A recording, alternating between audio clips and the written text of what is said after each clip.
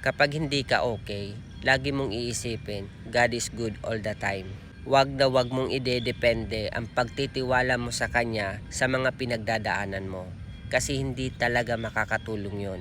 Kapag dumaranas ka ng problema, struggle, kung ano mang problema na pinagdadaanan mo, lagi kang magtitiwala sa Panginoon mo na God is good all the time. Maraming na akong taong nakita, even sa Bible, na dumaan sila sa matinding problema, pero nung nagtiwala sila sa Panginoon, ibinigay talaga ng Panginoon yung proteksyon, yung guidance, yung wisdom para malampasan yung mga problema na kanilang kinakaharap.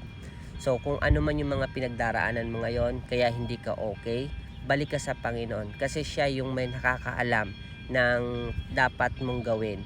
At hinihintay lang niya na magtiwala ka sa Kanya at isurrender mo yung lahat ng iniisip mo, lahat ng problema mo sa Kanya kasi nga mahal ka niya. He cares for you. Sabi nga sa 1 Peter 5 verse 7 na mahal ka niya, He cares for you at gusto kanyang alagaan.